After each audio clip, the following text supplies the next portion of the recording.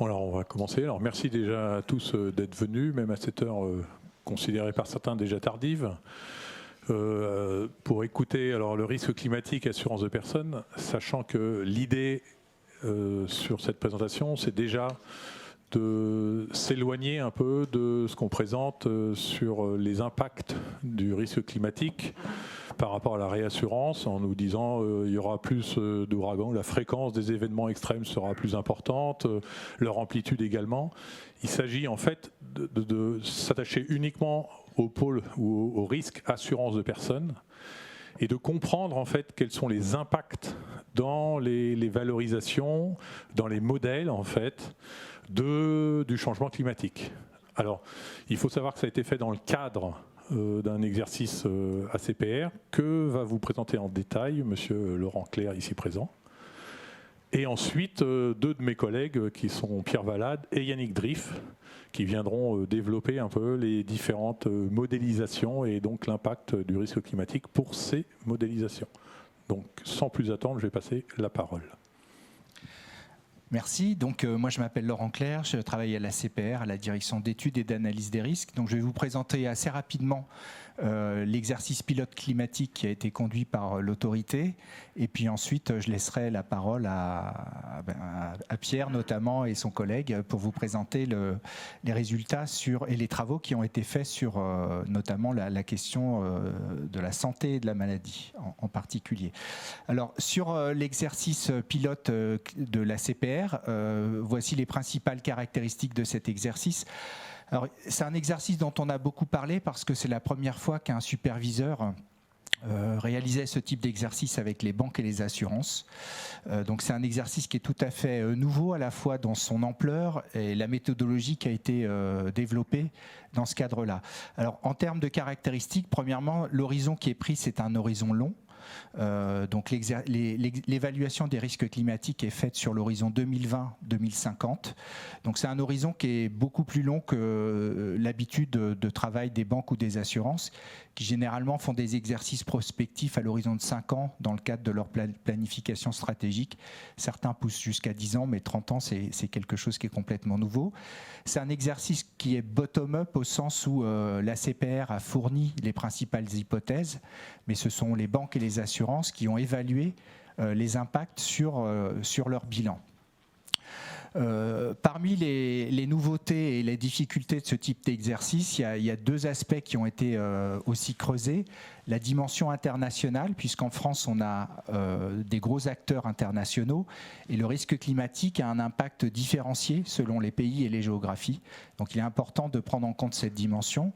Dans notre travail, on a considéré 4 zones principales, la France, l'Europe hors France, les États-Unis et le reste du monde. Mais dans la pratique, en fait, les établissements nous ont demandé beaucoup plus de granularité, donc on a été amené à développer un certain nombre d'hypothèses sur plusieurs pays.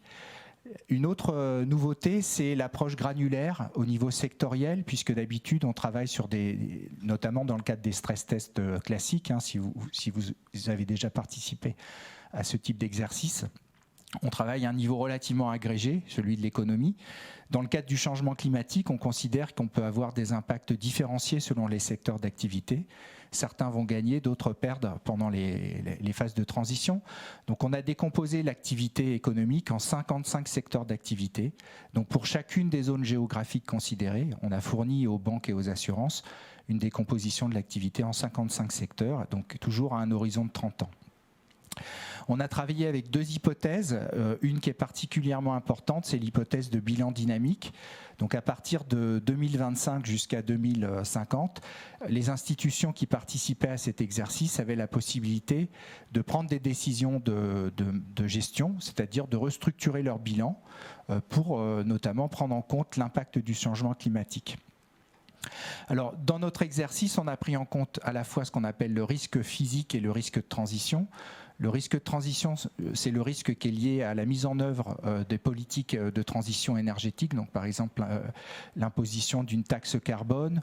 Ça peut être aussi la transition générée par l'introduction de progrès techniques qui va rendre caduques certaines activités. Ça peut être aussi des changements de comportement de la part des consommateurs ou des assurés qui décident par exemple de ne plus conduire des véhicules à essence ou qui demandent dans le cadre de leur contrat d'assurance vie à avoir uniquement par exemple des fonds verts par exemple. C'est typiquement le genre de choses qu'on peut avoir. Dans la présentation que je vais faire là, rapide, je vais me concentrer uniquement sur le risque physique et vous présenter un petit peu les résultats. Alors c'est un exercice qui était volontaire au sens où il n'a pas de visée réglementaire, c'est la première fois qu'on le réalisait. Néanmoins, on a eu un taux de participation très fort puisqu'on a eu donc 9 groupes bancaires qui représentent à peu près 85% de l'activité bancaire en France et 15 groupes d'assurance, ça représente 22 organismes et c'est un peu plus de 75% de l'activité d'assurance en France. Alors sur les scénarios, donc on a travaillé sur des scénarios de transition et des scénarios physiques. Je vais parler maintenant uniquement du scénario physique. Alors le scénario physique, il est basé sur une hypothèse qu'on qualifie de business as usual, c'est-à-dire qu'on va partir de l'hypothèse en fait qu'aucune mesure nouvelle n'est mise en œuvre par les gouvernements et il n'y a pas non plus de progrès technique qui permet de faciliter la transition. Donc on se trouve dans une situation dans laquelle les émissions de gaz à effet de serre continuent sur les tendances antérieures. Donc c'est représenté par la courbe bleue ici. Et ça, on a adossé ça à l'hypothèse la plus pessimiste du GIEC. Donc c'est le scénario qui s'appelle dans le jargon du GIEC RCP 8.5. Donc il est représenté dans le graphique, alors je sais pas, pour vous c'est à droite, graphique de droite. Donc c'est la courbe qui conduit à une augmentation des températures de plus de 4 degrés à l'horizon 2100. Alors ce que vous voyez en fait, c'est que jusqu'à l'horizon 2050, l'hypothèse sous-jacente qu'il y a derrière, c'est qu'en fait, les politiques qui pourraient être mises en œuvre, de toute façon, n'auront pas d'impact sur la trajectoire du climat jusqu'à 2050, puisque le réchauffement va dépendre en fait des émissions du stock de CO2 dans l'atmosphère, et il faut compter à peu près 20 à 25 ans pour avoir un impact sur le climat. Donc les actions qu'on va prendre entre aujourd'hui et maintenant n'auront pas d'impact sur le climat à 2050, mais c'est ça qui va conditionner la trajectoire future. Donc en fonction des actions qu'on va prendre, on sera soit sur la courbe violette, soit sur la courbe jaune, ou entre les deux. Donc dans notre exercice, on est sur la courbe violette jusqu'à 2050. Alors sur cette base, on a travaillé avec 2 organismes externes pour quantifier le risque physique. Tout d'abord avec la Caisse centrale de réassurance pour quantifier justement l'impact physique, et puis ensuite avec Aon pour regarder le risque santé qui peut être lié soit à la transmission de maladies vectorielles, donc les pandémies par exemple, ou des maladies respiratoires qui sont liées à l'augmentation par exemple de la fréquence des canicules ou l'augmentation des températures. Alors pour ce qui est de la CCR, on a travaillé avec CCR, donc sur la base de projections qui avait été réalisée par Météo France. Donc c'est des projections qui sont très granulaires au niveau français, puisqu'on travaille là au niveau des expositions qui sont mesurées au niveau des communes, donc sur le risque à la personne, le risque aux entreprises. Et donc c'est évalué sur la base de 4 aléas climatiques, qui sont ceux qui sont considérés dans le régime des 4 NAT, c'est-à-dire les inondations, les submersions marines, la sécheresse, et pour les territoires d'outre-mer, les tempêtes cycloniques. Avec Aon, donc j'ai déjà dit, on a travaillé sur un complément qui est le risque santé. La raison, c'est que dans les participants, on avait un certain nombre d'assureurs vie, et donc c'était un des impacts qui les intéressait. Alors sur les résultats, ce qu'on observe, c'est tout d'abord en termes de sinistralité, c'est un impact qui est relativement fort, même si la France paraît relativement épargnée, on dira, lorsqu'on regarde les hypothèses du GIEC. C'est pas une des régions les plus impactées. Néanmoins, ce qu'on voit, c'est qu'en termes de sinistralité, on a une multiplication par 2, voire par 6 dans certains départements de la sinistralité. Ce qui impacte plus particulièrement la France, c'est à la fois la sinistralité qui est due à la sécheresse. Donc ici, ça va être principalement l'impact sur les bâtis, C'est des phénomènes de contraction, d'expansion des sols argileux. Donc ce qu'on observe en fait, c'est qu'à l'horizon 2050, ce phénomène qui est plutôt localisé dans le sud-ouest ou dans le centre de la France a tendance à généraliser sur le territoire, de la même façon que la sinistralité qui est liée aux épisodes d'inondation, qui ont tendance aussi à se matérialiser sur le territoire. Et puis on a un impact particulièrement prononcé sur le risque cyclonique dans les territoires d'outre-mer et départements d'outre-mer. Les assureurs qui avaient la possibilité donc d'ajuster leur bilan, ici dans le cadre de cet exercice, pouvaient le faire de plusieurs façons, soit en modulant les primes d'assurance, soit en changeant ou en diminuant par exemple leur exposition à certains risques. La réponse qu'ils nous ont fournie sur la base du risque physique, c'était qu'en gros, ils étaient capables de poursuivre et de maintenir la couverture du risque, avec néanmoins une augmentation des primes d'assurance. Donc, ce qu'on observe en pratique, c'est que les assureurs qui ont participé à cet exercice ont maintenu constant sur la partie physique le ratio sinistre sur prime.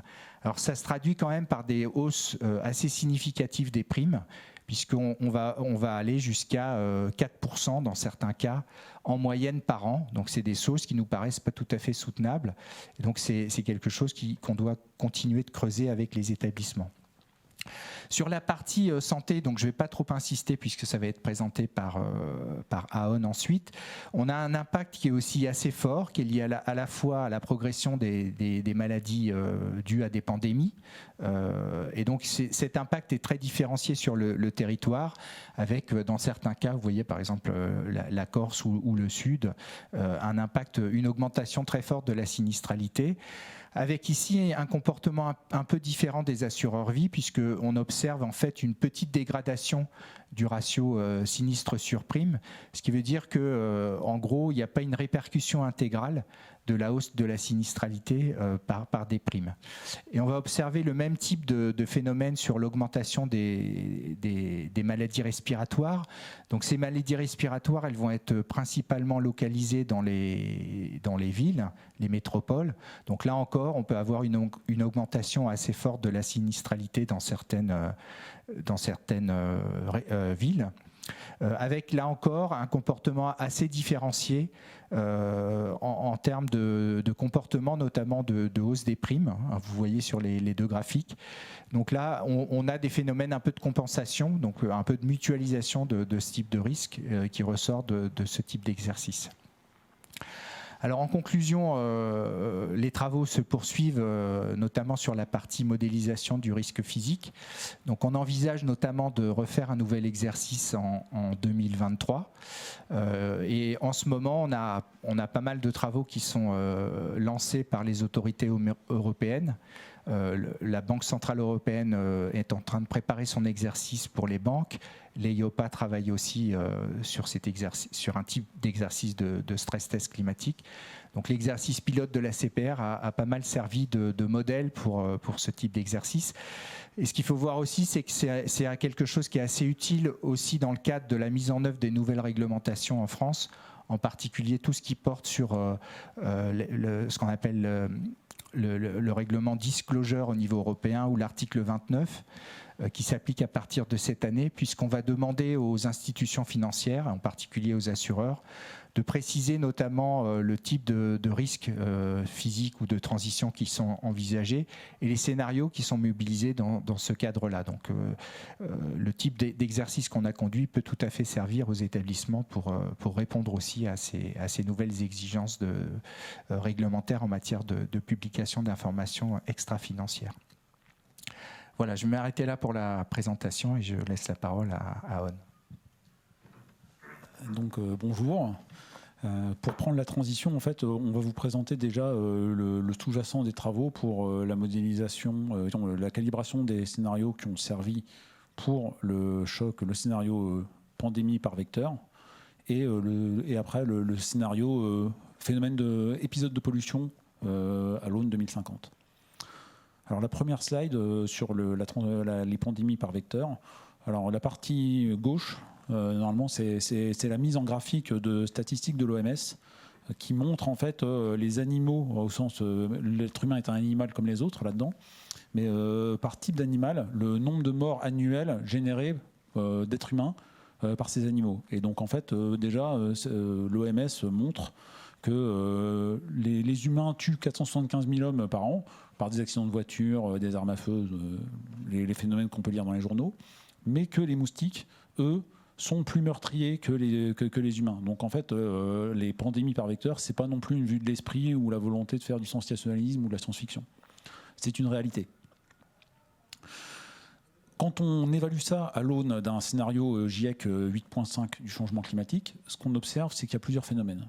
D'abord, il y a des phénomènes de colonisation où, c'est déjà prouvé depuis les années 70, c'est qu'il y a des populations de moustiques qui sont anthropophages au sens où elles se nourrissent de sang humain, qui se déplacent et qui arrivent à coloniser des espaces où elles n'étaient pas présentes avant. Et c'est pour ça que, notamment en France, on a vu apparaître le moustique tigre, qui est arrivé par des phénomènes de mondialisation qui sont largement documentés. Donc ils arrivent par des eaux stagnantes dans des pneus, des choses comme ça, dans des containers. Et après, au fur et à mesure, ils se reproduisent et ils colonisent la France métropolitaine progressivement. Et donc c'est ce qui se passe, c'est ce qu'on montre dans le graphique de droite. En fait, où là, c'est un graphique qui est des autorités sanitaires françaises, qui est au 1er janvier 2020, et qui montre par département le nombre de communes, le pourcentage de communes qui sont colonisées par le moustique tigre. Et donc en fait, on observe que quand plus c'est rouge, plus c'est colonisé. Le changement climatique, donc, il permet ces colonisations et ces arrivées de nouveaux types de moustiques. Mais en plus, il y a un deuxième effet, c'est que quand il fait plus chaud et plus humide, plus longtemps dans l'année, en fait, c'est la période à laquelle les populations de moustiques se reproduisent. Et donc, ça veut dire qu'il y a plus de mois dans l'année où il peut y avoir des éclosions de populations de moustiques vecteurs de pandémie. Parce que tous les moustiques ne diffusent pas, par exemple, la dengue ou le chikungunya.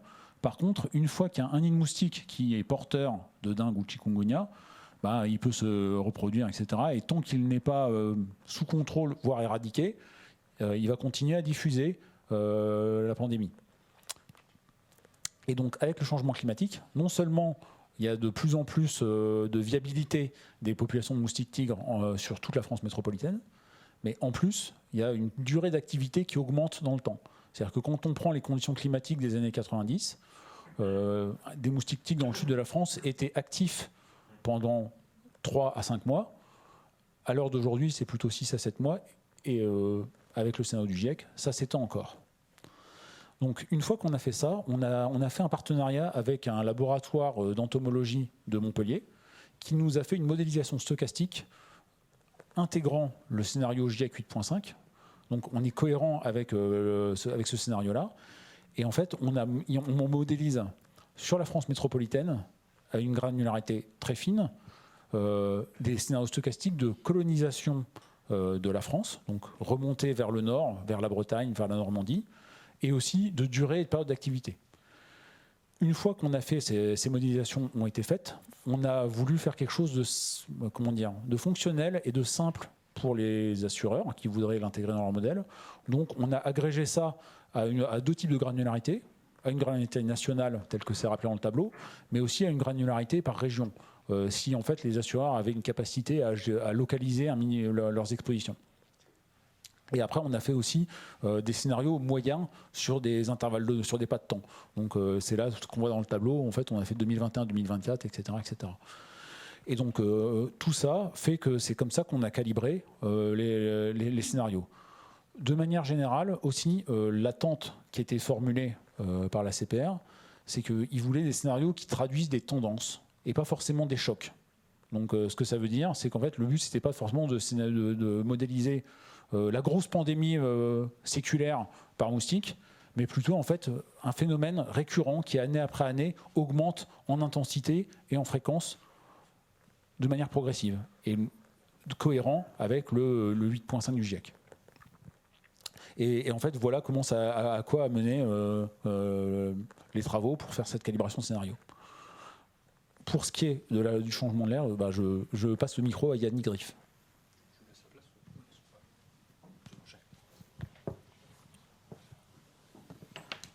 Donc le deuxième scénario qu'on a développé dans le cadre de l'exercice pilote pour le changement climatique, c'est les liens entre le changement climatique et la pollution de l'air.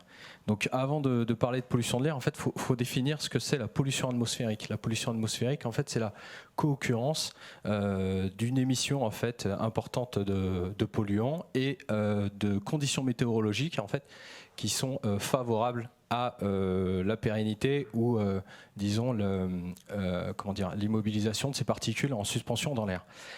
Quand on parle de ces polluants, en fait, on a retenu trois types de polluants. Donc les particules fines, donc les PM2.5 et PM10, l'ozone bien sûr, et le dioxyde d'azote. Donc tous ces polluants, en fait, vous en avez déjà entendu parler, puisqu'ils sont dangereux en fait pour la santé, extrêmement dangereux, et ils sont principalement en fait émis par le trafic dans les grandes agglomérations. C'est pour ça d'ailleurs que les scénarios qu'on a développés sont focalisés en majorité sur les grandes agglomérations. Donc quand on dit que ces polluants en fait sont dangereux pour la santé, c'est tout simplement parce que lorsque vous êtes en fait exposé de manière répétée et continue à ces polluants, vous allez développer en fait des maladies. Il y a une probabilité non négligeable que vous développiez des maladies sur le long terme ou même le court terme, on verra suivant les polluants. Ça part en fait des syndromes respiratoires aux maladies respiratoires en passant par tout ce qui est maladie cardiovasculaire et en fait le décès.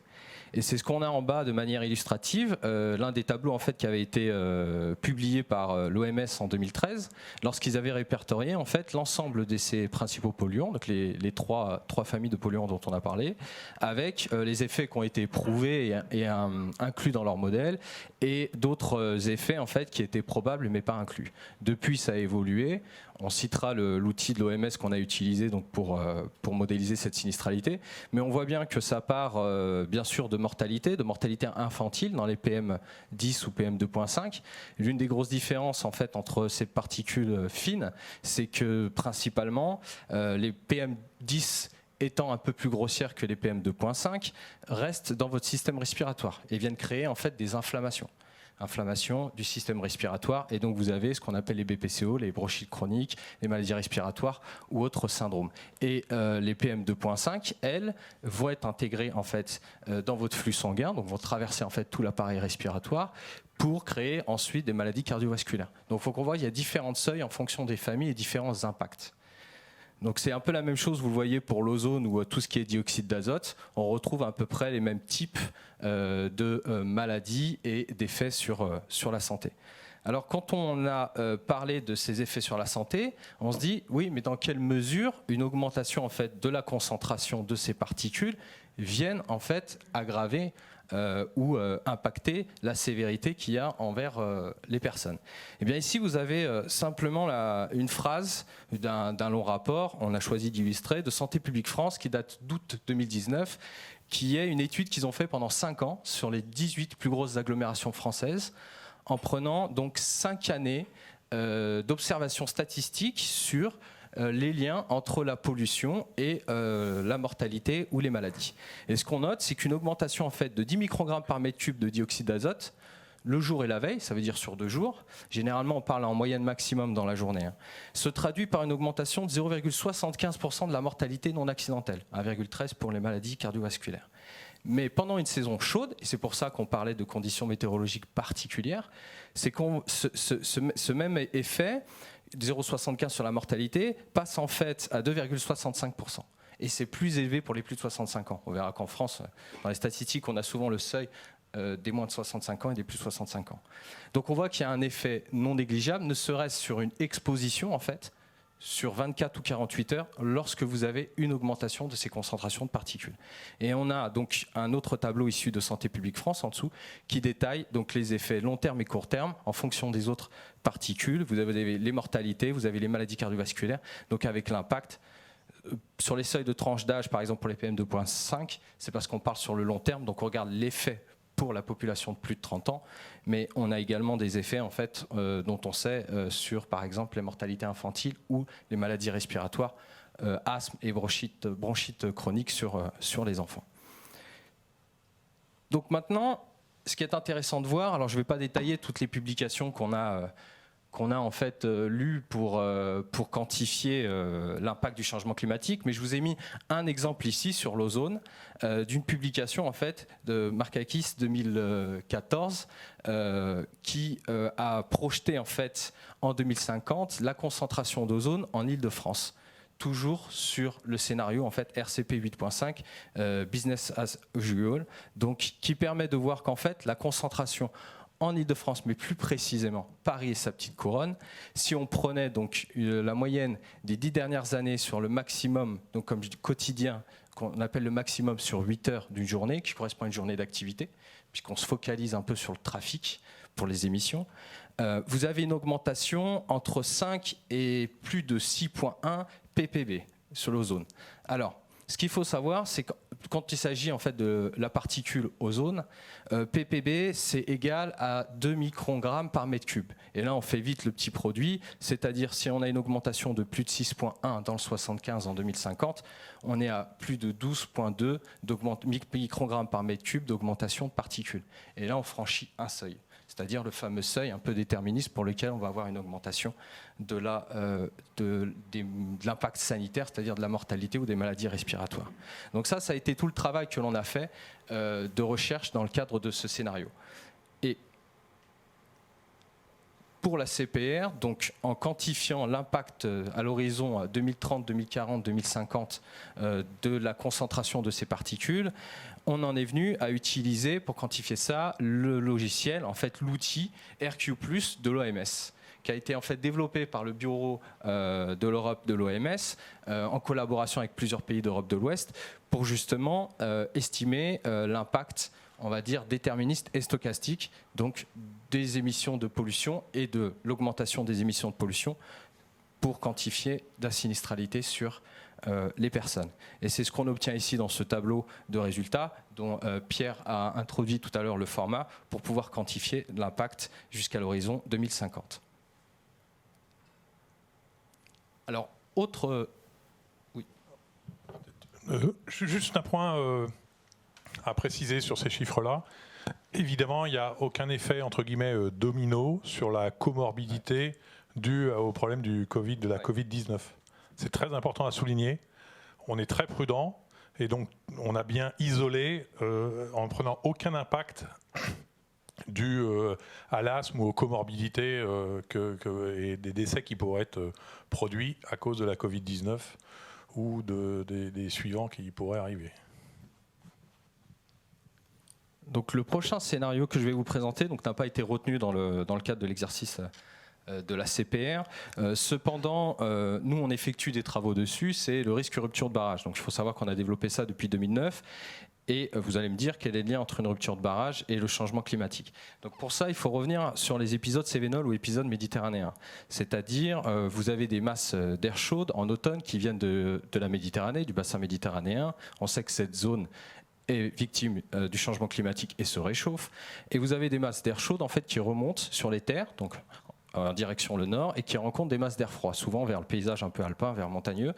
Et vous avez donc la formation de nuages. Et ces nuages sont bloqués par les montagnes. Et vous avez donc une formation perpétuelle de ces nuages avec des pluies diluviennes. On parle à peu près de 20 cm en 24 heures. Ce que provoque en fait le changement climatique et l'augmentation de fréquence des épisodes Cévenol, c'est tout simplement que ça va influer en fait sur les cours d'eau et le débit des cours d'eau. Et on voit notamment que sur cette étude qui a été faite, qu'on a fait en collaboration avec GBA, vous avez alors le petit carré rouge, hein, c'est à peu près le sud-est de la France, donc qui est en jaune. Si vous regardez la légende, vous dites il y a une augmentation de plus de 15% des débits des cours d'eau pour une crue centennale.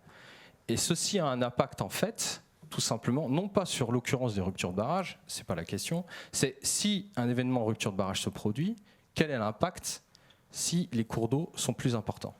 Et c'est ce que nous avons en fait, ce que nous sommes en train de développer, mais les premiers résultats sont là et confirmés. Vous avez en image à gauche une empreinte en violet de ce qui avait été modélisé à l'époque en 2013-2014 par E.ON et GBA, qui est la rupture du barrage de Vouglans en amont de Lyon, et l'empreinte que vous avez, pour ceux qui connaissent Lyon, vous voyez les deux cours d'eau, le Rhône et la Saône, avec la confluence, l'impact que ça a sur l'inondation d'une ville ou d'une métropole comme Lyon. Et l'impact du réchauffement climatique, avec l'augmentation des débits des cours d'eau, vous avez les contours maintenant de cette nouvelle empreinte. Et vous voyez bien qu'on a des zones en fait, qui sont totalement nouvelles et nouvellement en fait, inondées dans la ville de Lyon. À droite, c'est un schéma qui représente les mesures de hauteur d'eau, donc à un certain point dans la ville, qui peuvent dépasser en fait, les 4 mètres. Et vous voyez que la variation de la courbe bleue qui était initialement en fait, calculée et les variations, alors sur les projections 2030-2050, on a peu de variations, puisque pour l'instant, le détail des cartes et des périodes de retour avec les projections, on a une infime différence. Mais vous voyez qu'on a une augmentation de près de 13% sur cette zone. Donc là encore, ces études nous conduisent en fait à ne plus modéliser un événement, son aléa de manière un peu isolée, mais de prendre en compte des nouveaux paramètres qui sont dans l'environnement de cet événement, une rupture de barrage. Quel va être l'impact du changement climatique, par exemple sur les cours d'eau, et donc l'impact sur la sinistralité de nos modèles. Enfin, et pour le dernier scénario que je vais présenter, afin de remettre le micro après à Pierre, et qui, je pense, fait une très bonne transition avec l'assurabilité, c'est le risque nucléaire. On reste dans le domaine en fait, de la modélisation atmosphérique, puisque, on le sait, un événement risque nucléaire et la dispersion des particules se fait principalement dans l'atmosphère.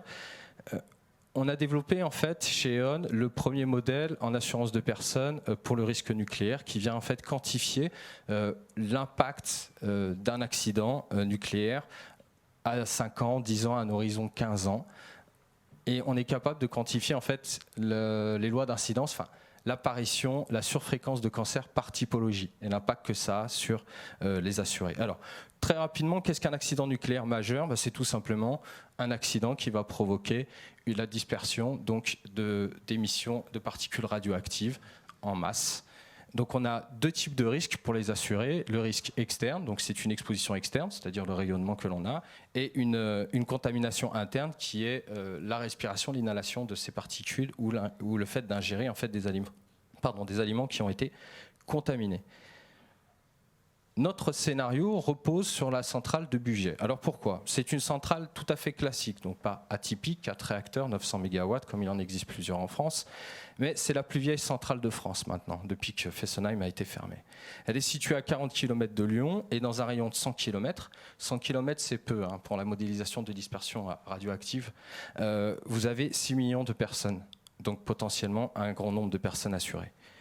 Nous avons donc utilisé le scénario de fusion du réacteur de la centrale de Bugey et nous avons développé et appliqué un modèle qui a été fait en lien avec le laboratoire CEREA, donc l'école de Ponts et Chaussées et EDF R&D.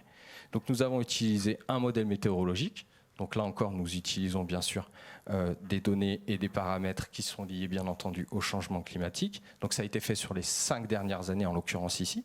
On quantifiera plus tard en fait l'impact du changement climatique. Et nous avons un modèle qu'on appelle chimie transport, qui est simplement la dispersion des particules radioactives. Césium-137, iode-131.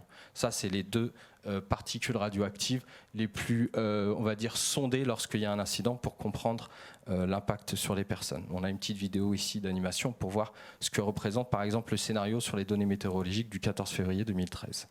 Nous avons donc simulé sur 5 années, donc ça fait 1800 simulations, puisque nous faisons une simulation par jour pendant 14 jours. C'est-à-dire que pendant 5 ans, quotidiennement, nous simulons la fusion d'un réacteur et nous simulons pendant 14 jours la dispersion, le rejet et la dispersion de ces particules radioactives. Et nous sommes capables en fait de quantifier la concentration dans les airs, mais surtout ce qui est intéressant, les dépôts secs et humides, par lessivage par exemple, une pluviométrie abondante. Donc je vais assez vite, le but n'était pas de détailler non plus le modèle dans toute sa construction, mais nous avons utilisé plusieurs hypothèses en fait afin d'estimer l'impact en assurance de personnes en termes de décès et d'arrêt de travail. Il faut savoir que nous avons utilisé donc l'étape de la Commission internationale de radioprotection qui nous a permis de calibrer des lois d'incidence en fonction de l'exposition aux particules radioactives. Par exemple pour l'arrêt de travail, donc l'arrêt de travail est quantifié par les lois d'incidence par typologie de cancer pour les personnes qui sont exposées, multiplié donc par le taux d'activité. Donc on estime un taux d'activité d'actifs en fait dans la population qui est exposée et auquel on multiplie en fait le taux d'arrêt. Le taux d'arrêt en fait, ça va être la durée moyenne d'un arrêt de travail en fonction des typologies de cancer. Ensuite, on a mis des indemnités journalières, donc une estimation, et ça nous a donné, en fait, ça nous a quantifié un sinistre pour les indemnités journalières. Et pour le décès, on a fait exactement la même chose. La loi d'incidence, multipliée en fait par le taux de décès à 10 ans par typologie de cancer, le coût du décès. Et ceci nous a donné, en fait, si on considère un scénario, donc là, je ne vais pas vous donner non plus la moyenne des 1800 scénarios, ça serait un peu gâcher le plaisir, mais sur le scénario du 2 mai 2013, par exemple, sur une population d'actifs qu'on estime à 29,7 millions pour les Français, on a 17 180 décès en moyenne sous les 10 ans, soit un coût pour le marché en termes de décès de 300 millions d'euros, et en ce qui concerne les indemnités journalières, 172 millions d'euros. Donc ce qu'on voit, c'est que le risque en fait nucléaire, tel qu'on l'a modélisé, tel qu'on le connaît, si on compare aux données en bas, on a mis le nombre de cancers à l'année, reste en fait un risque lourd, majeur, à prendre en compte, et ça nous fait une très bonne transition pour l'assurabilité. Rebonjour. Et donc, en fait, une fois qu'on voit ce genre de phénomène, on peut s'interroger sur, nous, assureurs et réassureurs, est-ce qu'on est capable de fournir des couvertures à ce genre de choses ? C'est des discussions qui ont déjà eu lieu aussi, qui ont été évoquées dans la journée avec Catex, avec le phénomène des pandémies, avec le risque cyber. Ce sujet d'assurabilité est prégnant en ce moment. Alors nous, notre position, notre analyse, c'est qu'en fait l'assurabilité, en fait, on peut l'appréhender sous 3 dimensions. D'abord une dimension légale, une dimension mathématique et enfin une dimension de marché. Donc je vais juste balayer ces 3 aspects pour vous donner un peu de notre perspective. C'est que d'abord sur l'aspect légal, un risque il est assurable dès lors qu'il est possible d'établir un contrat qui protège contre un événement incertain. Et là c'est le Code civil. Le Code civil, donc, ce qu'il nous dit, c'est qu'en fait, du moment qu'on peut établir un contrat, c'est assurable. Il interdit quand même, il bloque l'assurabilité des mouvements populaires ou des fautes intentionnelles. Et de manière générale, dès qu'on retire le caractère aléatoire au risque, a priori, ça ne relève plus du contrat d'assurance. Alors, ce petit commentaire, en fait, il n'est pas si anecdotique que ça, parce qu'en fait, quand on s'interroge sur des sujets de décision administrative, en fait, si un risque est décrété sur la base d'une décision administrative, à un moment, on peut s'interroger sur le caractère aléatoire. C'est-à-dire, est-ce que c'est le péril qui génère le sinistre, ou est-ce qu'il y a aussi une question de protéger les citoyens en activant la déclaration administrative qu'il y a un sinistre ou pas. Et donc, il y a vraiment des sujets, entre guillemets, de légalité par rapport à est-ce que le risque est assurable ou pas. Et de manière générale, sur les débats, les assureurs, en général, ont la position de dire nous, on veut bien assurer l'aléa. Par contre, dès qu'il y a des décisions politiques qui permettent de rendre imprédictible l'aléa, ça ne relève plus du risque et de l'assurance. Donc, on est exactement dans le sujet. Au niveau mathématique, l'aléa, l'assurabilité, en fait, on peut assurer un aléa dès qu'on a une sinistralité qui est finie. Ce que ça veut dire, c'est que si on a un aléa qui mène à une charge de sinistre qui pourrait dépasser l'ensemble de la richesse possible, a priori, ce n'est pas assurable. C'est pour ça que de manière générale, il y a toujours des grosses interrogations sur les risques de crédit extrêmes, comme les crises de subprime font toujours des grosses peurs, parce que c'est des phénomènes qui entraînent des défauts, qui entraînent d'autres défauts, qui entraînent des défauts. Et en fait, il y a une peur que en fait, l'agrégat de sinistre à l'ultime soit tellement élevé qu'en fait, il dépasse les capacités de couverture. Plus généralement, en fait, dans les risques qui sont assurables, en général, il y a les risques mesurables d'abord. C'est ceux où on arrive à avoir une bonne connaissance et de la probabilité de survenance et des lois de sévérité, d'amplitude. Et aussi, on arrive en général à couvrir la plupart des phénomènes qui relèvent de l'incertitude. Donc ce que ça veut dire, c'est plutôt les scénarios où c'est les risques, où la probabilité, c'est vraiment spécieux d'arriver à l'évaluer. Par contre, l'amplitude, on y arrive. Et donc là, on parle par exemple des phénomènes de catastrophes naturelles, ou par exemple de ce genre de phénomènes, où là, on arrive à avoir des marchés, mais par contre, il ne faut pas se leurrer, les gens, il y a quand même une partie non maîtrisée de la distribution des risques. Et donc, ce que ça veut dire, c'est que certains risques, mathématiquement, en fait, sont dans les frontières de l'assurabilité et peuvent être, à certains moments, inassurables.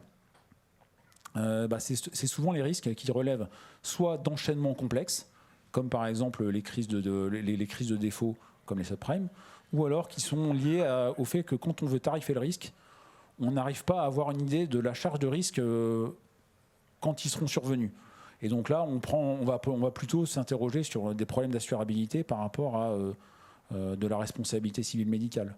Où en fait, si une année, on a un sinistre qui est déclaré, si les procès prennent 5 à 10 ans à se résoudre, quelle va être l'inflation de la charge sinistre médicale liée aux jurisprudences diverses et variées, et qui fait qu'en fait, pour un assureur, c'est extrêmement difficile de tarifer quelque part ces phénomènes d'inflation dans le temps qui font qu'on a déjà le sinistre qui va être imputé, mais par contre, estimer combien on devrait provisionner et donc combien on devrait aussi tarifer a priori, c'est un autre sujet.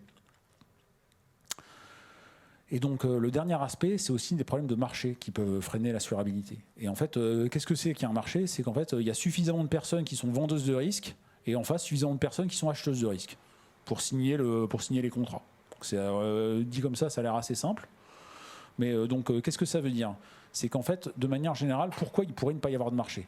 C'est tout simplement parce que du côté des vendeurs de risques, donc des cédantes et des assurés, très bien, il y en a une partie qui peuvent ne pas voir l'intérêt de s'assurer.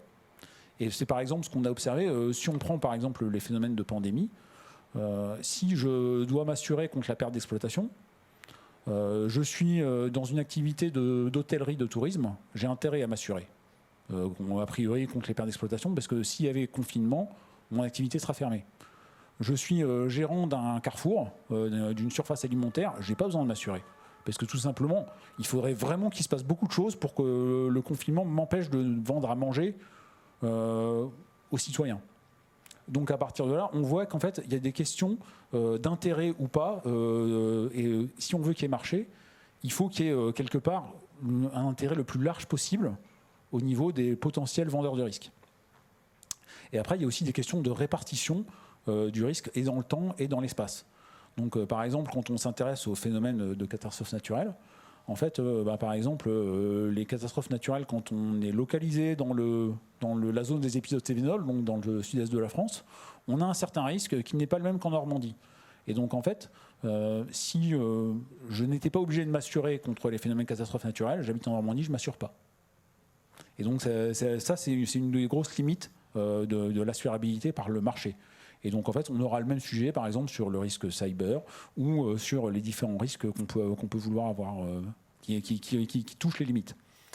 Du point de vue des acheteurs de risques, donc tant les assureurs que les réassureurs, en fait, il y a un problème de connaissance du risque. Par exemple, le modèle nucléaire qu'on vous a présenté, à notre connaissance, c'est la première étude qui vise à tarifer la charge sinistre d'un événement d'accident nucléaire pour la prévoyance, donc décès, arrêt de travail.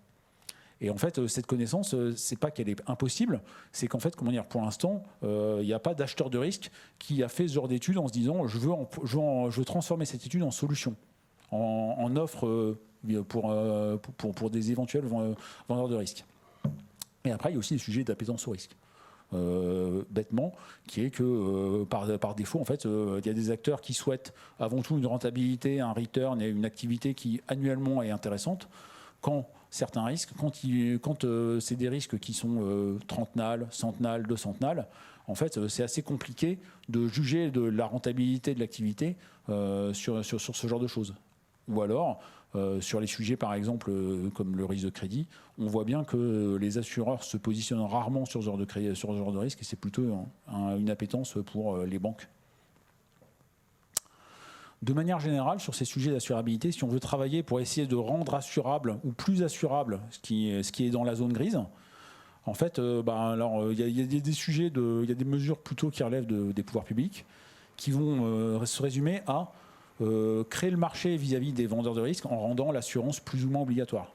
Parce qu'à ce moment-là, si on a pu à arbitrer en disant moi je suis concerné ou je ne suis pas concerné par tel phénomène, parce que c'est obligatoire, ça évite les phénomènes d'antisélection.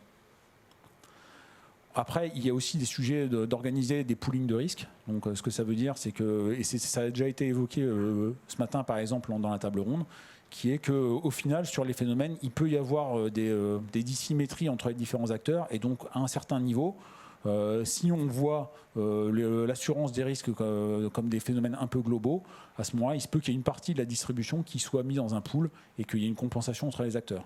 C'est déjà ce qui est observé avec le Gareat ou avec Floudray, par exemple, au Royaume-Uni.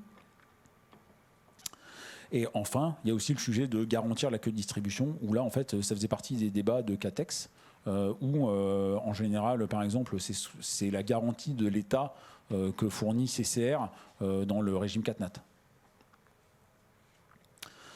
Plus simplement, en fait, nous, en tant qu'AON, parce que c'est notre atelier aussi, c'est que quand on est une petite équipe dans un monde complexe, il reste que pour repousser cette non-assurabilité des risques, nous, en fait, on travaille à construire la connaissance avec notre modélisation qu'on propose à nos clients et à nos fournisseurs.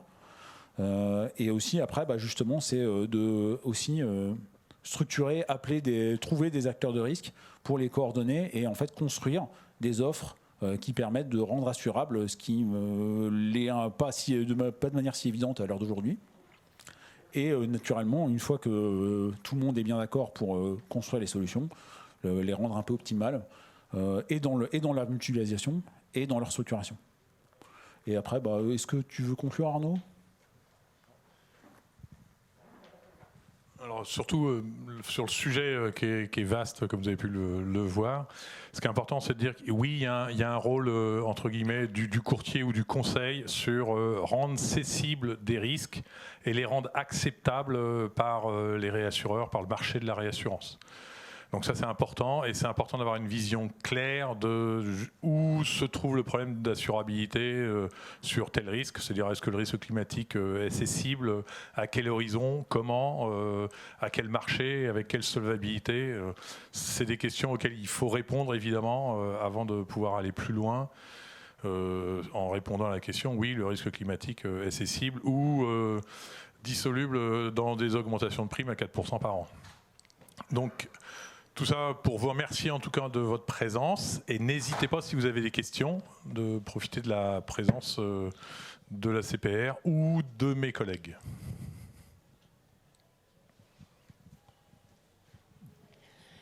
Oui, vous êtes resté sur le scénario BAU. Pourquoi ? Est-ce que c'est parce que les autres, de toute façon, c'était uniquement une question du coup d'augmentation de frais, mais que d'un point de vue sinistralité, ça augmentait rien du tout, puisqu'on a vu cette latence,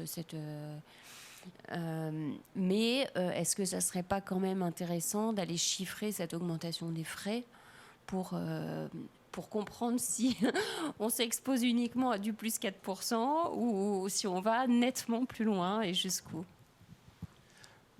Pour nous, c'était un exercice de stress.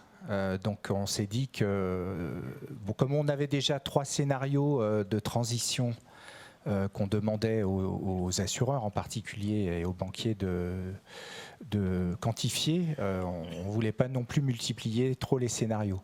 Et sur le risque physique, on s'est dit, en regardant les courbes, finalement à l'horizon 2050, on n'a pas beaucoup d'écart entre les différents scénarios en termes d'impact. Donc tant qu'à en choisir un, autant prendre le scénario le pire, donc celui dans lequel en fait il ne se passe pas grand-chose en termes de politique économique, et c'est celui qui va avoir le maximum d'impact. Et après, en réfléchissant un peu, on se rend compte que compte tenu de l'inertie de toute façon de l'action, même si on faisait beaucoup, on va peut-être infléchir un tout petit peu la courbe à l'horizon 2050, mais on ne va pas fondamentalement changer les choses. Donc on s'est dit finalement, autant retenir le scénario du pire pour quantifier cet impact. Sachant que justement, pour moi, ce n'est pas forcément le scénario du pire, puisque de toute façon, en termes de sinistralité, à l'horizon 2050, vous écrit. Par contre, c'est après, oui. Voilà, par contre, en termes d'impact global pour l'assureur, il va de toute façon avoir tous ses sinistres à payer, et en plus, il va devoir faire sa transition et du coup faire des investissements et du coup ça serait quand même intéressant d'avoir cette vision de combien ça coûte. Ouais, alors notre objectif, c'était pas tout à fait celui-là. Donc on avait un double objectif qui était d'essayer de quantifier ce qui pouvait l'être sans savoir quelle était la capacité réelle en fait des acteurs à le faire à des horizons aussi longs. Et le deuxième, c'était de sensibiliser les acteurs, justement dans la logique que vous décrivez, c'est-à-dire de les forcer à réfléchir aux implications à long terme du changement climatique et de voir un petit peu plus loin que le traditionnel 5 ou 10 ans au maximum qui est généralement utilisé. Et donc c'est là où, c'est pareil, l'hypothèse de bilan dynamique nous importait, c'était d'essayer de dévoiler ou de les forcer à réfléchir aux stratégies qu'ils pourraient mettre en cause, en œuvre. Et ce qu'on retrouve, c'est la question de l'assurabilité, parce qu'en fait, c'était aussi une des questions qu'on se posait. Et donc ce qu'on a vu, c'est que la réflexion n'a pas été poussée à son terme chez les assureurs, parce qu'ils considèrent que bon, finalement, on continue comme aujourd'hui, c'est-à-dire on a un choc, on augmente les primes et puis ça va. Sauf que là, quand on fait le cumul, on se rend compte que c'est pas tenable. Enfin, si je vous disais là aujourd'hui, maintenant tous les ans c'est plus 4% des primes, je suis pas sûr que vous seriez très content, même en tant qu'assureur. Donc c'est là où il y a un petit hiatus et c'est vrai que ça c'est le premier exercice. On doit poursuivre les travaux pour sensibiliser les acteurs à ce type de problématiques. Oui, j'aurais une question. Je trouve les simulations présentées fort intéressantes, mais j'ai un grand mais. Je ne vois pas très bien, surtout les dernières simulations, leur rapport avec le changement climatique. Parce que moi, j'ai une question qui est le changement climatique, et dans le changement climatique, je vais voir deux choses particulièrement, ou trois choses. Pour moi, c'est la température. Est-ce que la température a des conséquences sur la santé ou non? Et dans ma tête, toutes les études ont montré que la réponse est non, dès lors qu'il ne s'agit pas de fortes variations à court terme de la température. C'est-à-dire, si je fais plus 3 degrés en France, honnêtement, ça ne changera rien à l'état de santé des Français, dès lors que c'est quelque chose qui est durable. Alors ne parlons pas en plus de la montée en charge. Nous avons ensuite les inondations, donc ça on en a parlé, donc vous en avez parlé avec le cas du Rhône notamment, et puis on a les tempêtes. Maintenant je ne vois pas très bien le lien avec la pollution, parce que moi c'est un sujet différent, la pollution. La pollution c'est d'abord un sujet qui existe déjà. Il me suffirait je peux déjà imputer un certain nombre de décès. D'ailleurs, je ne crois pas que la notion de décès soit très valide. Pour moi, c'est de combien d'années vous raccourcissez ma vie. Je le mettrai en termes de bien-être social, c'est ça que je calculerai. Et là, honnêtement, c'est plutôt de la pollution. Je le verrai avec le déclin de la biodiversité, les changements de la biodiversité, etc. Et pour moi, c'est un sujet qui est quand même différent, surtout qu'il est à l'œuvre, qui est déjà à l'œuvre. Et alors, quand je me tourne vers le nucléaire, là j'ai un petit malaise, parce que je me dis, je vois très bien l'intérêt de la simulation, comment se propage le nuage nucléaire. D'ailleurs, j'ai trouvé que c'était, au fond, c'était pas cher. C'est un risque que moi j'assume tout de suite. Je veux dire, je suis politique, je l'assume tout de suite, les yeux fermés quasiment. Pardon de présenter sous cette forme un peu agressive mon débat. Mais là, de nouveau, je suis même plus du tout dans le climat. À la limite, si je range le nucléaire, contrairement à la Commission, dans les énergies vertes, je suis plutôt dans le domaine du coût de la solution que dans le domaine du coût de l'événement. Voilà, il me semble qu'il y a ça. Alors, dernier point sur l'assurabilité, il y a quand même un point, je crois, qui est important, c'est jusqu'où va la responsabilité civile. On n'a qu'à voir l'événement de Fukushima. Honnêtement, le coût de la contamination, je pense que le coût social, il n'a même pas été calculé. Soyons brefs, il y a eu le seul coût humain qu'on ait calculé, c'est les victimes qui travaillaient à l'intérieur de la centrale et puis un petit peu autour. On a eu quelques victimes, mais c'est honnêtement peanuts. Donc je pense qu'il y a un petit sujet qui est: dans quelles conditions un événement de cette nature peut prendre une grande ampleur en termes d'indemnisation? Et là, je pense qu'il y a 2 ou 3 triggers qu'il faudrait ajouter, parce qu'il n'est pas évident qu'on va être emporté dans des questions d'indemnisation ipso facto. Ou alors c'est un scénario extrême, Laurent, mais par définition extrême, parce qu'il pourrait Non, mais parce que tu as évoqué le lien en changement climatique et événement extrême. Je comprends qu'on puisse dire c'est une hypothèse extrême, mais elle n'est pas sûre. Voilà, j'ai un petit peu ces 3 éléments qui me mettent un peu mal à l'aise par rapport à la présentation. Alors, je vais répondre à au moins une déjà, c'est-à-dire sur le risque nucléaire, et on l'a bien présenté comme ça, c'est de dire en fait, dans nos modèles, il faut bien prendre en compte l'évolution en fait du climat.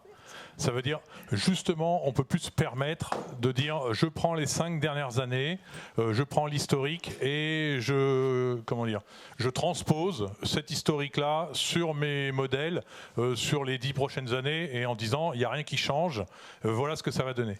Et c'est là où c'est l'exemple aussi du barrage, en disant, attention, les épisodes Cévenol font qu'il y a une modification des hypothèses qui rentrent dans nos modèles.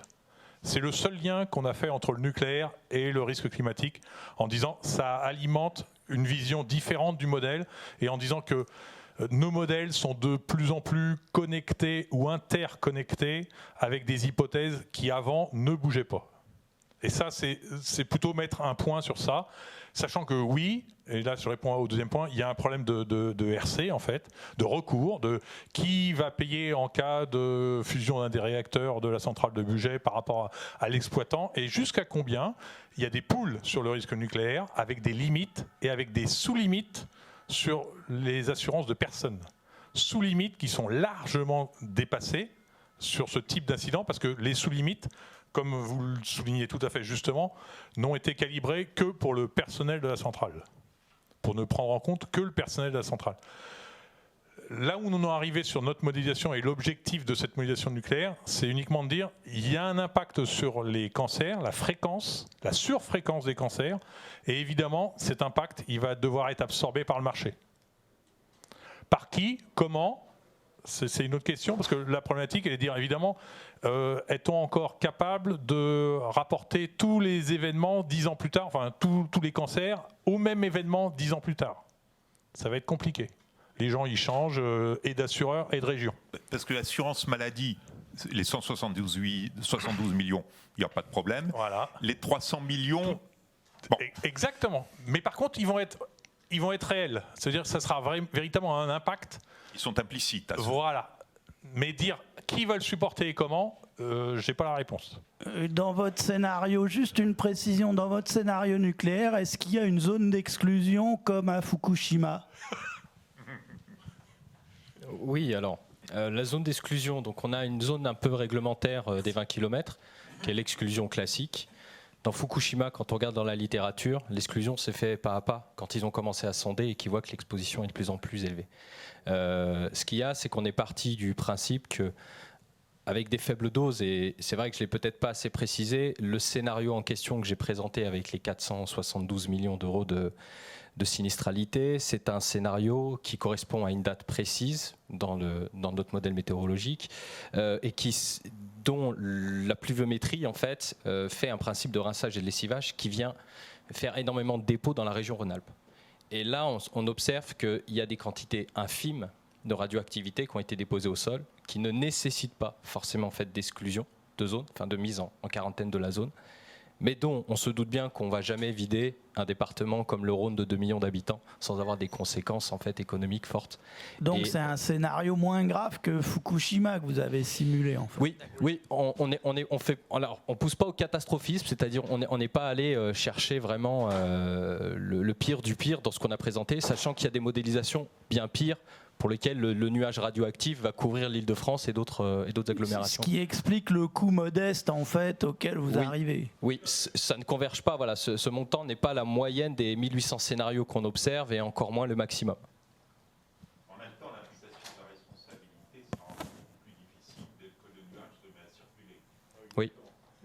Alors, oui, juste pour clarifier, par contre, ni l'incident nucléaire ni la rupture de barrage ne font partie de l'exercice climatique.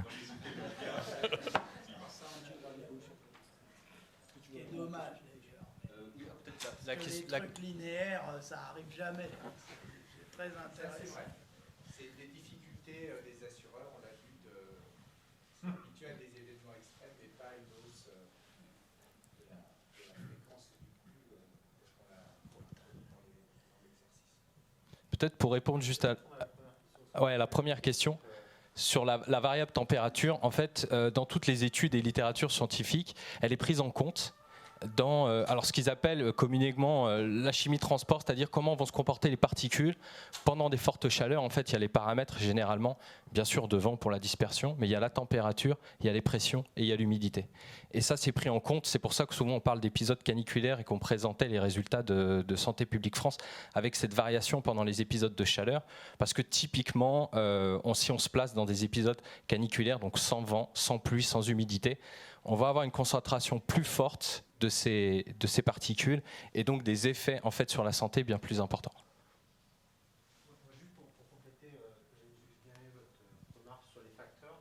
Aujourd'hui, sur l'impact de l'augmentation de la température, vous avez identifié 2 facteurs. Un, j'ai plus de maladies via les moustiques, qui existent déjà, mais j'ai aggravé le risque par une hausse de la température. Et j'ai un risque existant qui est la pollution. Et quand j'augmente la température de la planète, j'augmente ce risque-là et la propagation. Et moi, je suis intéressé parce que je trouve qu'il manque quelque chose. Il manque quelque chose il y a les nouveaux risques qui n'existent pas aujourd'hui. Parce que les risques maladies que vous faites, très bien, ça existe, on les amplifie, et vous ne faites qu'un exercice d'amplification des risques actuels. Et je trouve que sur un horizon qui est 2050, je trouve qu'il manque quand même quelque chose. Et alors, j'ai pas travaillé sur le dossier, hein, ravi de prendre une commission en cours ou quoi que ce soit, mais ce que je veux dire, c'est que je pense quand même qu'il y a quand même beaucoup de sujets de réchauffement climatique qui sont liés à la nourriture et au sol. Je crois quand même que la situation actuelle qu'on observe aujourd'hui sur nos générations, les allergies et les maladies chroniques sont liées à nos nourritures. Et donc, il y a quand même pas, à mon avis, pas loin pour dire que 2050, réchauffement, on n'a pas la même alimentation et on n'a pas du tout les mêmes maladies chroniques qui se développent. Parce que ce qui nous tue, c'est quand même toutes nos maladies chroniques. C'est pas l'histoire des nucléaires ou l'inondation. Ça nous tue, mais c'est rien. Alors, je pense que je suis tout à fait en ligne avec votre remarque. C'est que dalle, quoi, je veux dire. Mais ça tue des vieux. On va finir sur votre remarque qui, à mon avis, est tout à fait juste. C'est-à-dire que, hélas, on a une imagination, on contient notre imagination, on n'essaye pas de pousser trop loin, parce que le marché, hélas, de l'assurance et de la réassurance est très traditionnaliste. C'est-à-dire qu'il y a des branches avec des agréments dans des produits de couverture de réassurance identifiés comme ça. On ne travaille pas, étant donné qu'on est réassurance équipe vie, on ne travaille pas sur la politique agricole, on ne travaille pas sur les risques agricoles, on ne travaille pas sur la sécheresse, hélas, et c'est là où je vous dis, votre remarque est tout à fait justifiée, mais hélas, même si nous on commence à essayer d'enrichir nos modèles avec les modifications de l'environnement, du climat, comme vous pouvez le voir, on n'est pas encore en train d'intégrer les modèles des autres branches. Je suis hélas que assurance de personnes avec la vision de la définition de l'assurance de personnes du marché français de l'assurance. Et la CCR, non. Mais la CCR n'est pas ici. Et la CPR, je ne répondrai pas pour elle. Mais Arnaud, juste un point. Il y a le coût économique. Et là, tu as tout à fait raison d'additionner tout ça. On n'a pas trop de difficulté à isoler ce qui peut être un coût économique. La question, c'est le coût assurantiel. Est-ce qu'il peut donc bien être couvert par l'assurance? On trouvera un naturel à couvrir par l'assurance. Parce que si personne n'a envie d'être couvert sur telle ou telle facture, effectivement, il n'y aura pas d'offre, il n'y aura pas de couverture. Il n'y aura pas de marché. Exactement. Voilà. Mais je vous remercie pour cette remarque finale. Et je vous remercie à tous de votre présence.